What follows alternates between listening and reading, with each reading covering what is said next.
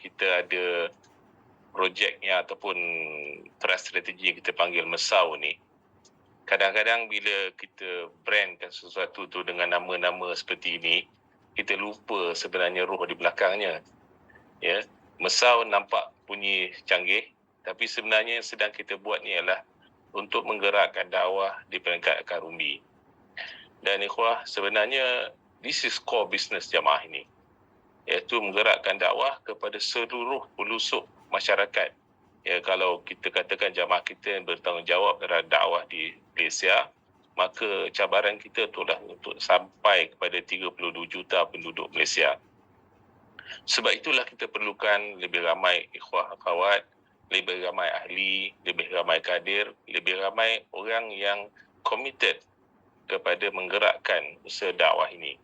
Dan dakwah yang kita katakan ini bukan hanya dakwah bil lisan, tetapi juga dakwah bil hal, dakwah melalui amal, melalui interaksi kita dengan anggota masyarakat, bukan hanya sekali tapi berkali-kali, supaya mereka tertarik dengan dakwah kita itu bukan sebab brand, bukan sebab nama, tetapi dengan sebab isi, sebab penghayatan Islam yang kita bawa.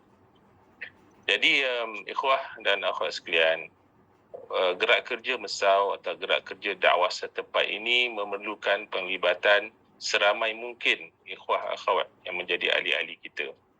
Tidak ada syarat, tak semestinya amilin, tak mestinya 05.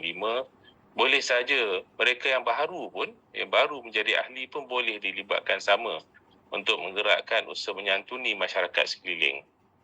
Dan kita sangat menekankan institusi-institusi yang kita ada, tadi kita tengok contoh sekolah kita, untuk berperanan bukan sahaja sebagai satu institusi elit di sekitarnya, tetapi juga menyentuhi jiran-jiran. Bahkan kita sendirilah secara peribadi, rumah kita sendiri pun harus dapat menyentuhi jiran-jiran. Now, di satu sudut yang lain, ikhwah, sebenarnya pelibatan ikhwah dan akhwat dalam gerak kerja dakwah setempat ini adalah sebahagian daripada tarbiyah. Kerana keberkesanan tarbiyah itu bukan hanya dalam program-program dalaman kita, tetapi apabila kita terlibat dalam gerak kerja dakwah secara langsung, ia mengukuhkan bekal-bekara, teori-teori, pengetahuan ilmu-ilmu yang kita dapat dalam liqa' usari kita, dalam daurah kita, dalam katibah kita dan sebagainya. Bila kita bergaul dengan masyarakat, maka kita akan dapat berbagai aspek lain, sebagai contoh ujian, tuhmahan, dan itulah perkara-perkara yang sebenarnya melipat gandakan keberkesanan tarbiyah. Kita diperingatkan bahawa tarbiyah kita bukan hanya apa yang disuapkan, tetapi tarbiyah kita juga adalah berdasarkan pengalaman maidaniyah, yang melalui penglibatan. Ana harapkan ikhwah akhwat di seluruh negara seronok buat kerja dakwah ini. Ya. Kita patut rasa seronok buat kerja dakwah ini kerana apa? Kita tahu bahawa ini adalah jalan yang telah kita pilih untuk kita dapat kasih sayang daripada Allah Ta'ala.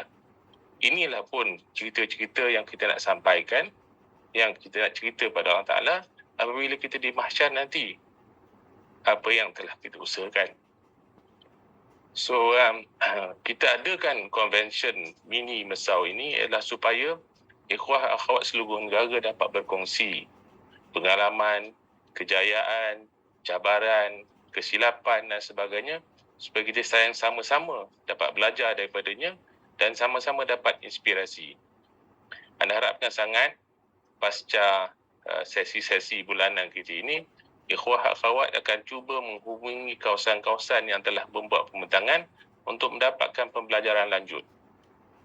Tentunya ikhwah dan akhwat yang telah membentangkan tu akan seronok sebab ada sahabat-sahabat lain yang appreciate apa yang dia buat, dan dia juga dapat memanjangkan pahala daripada amalnya dengan juga mendidik atau menyampaikan pengalamannya kepada pihak lain. Yang maka pihak lain nanti akan menggandakan lagi pula pahalanya kerana mereka akan meneruskan amal tersebut.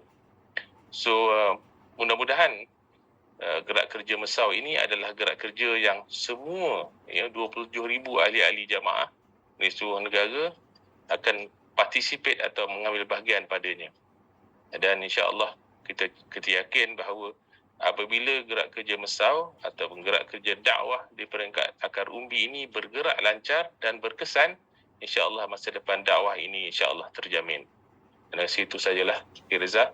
Wallahu a'lam bishawab. Assalamualaikum warahmatullahi taala wabarakatuh.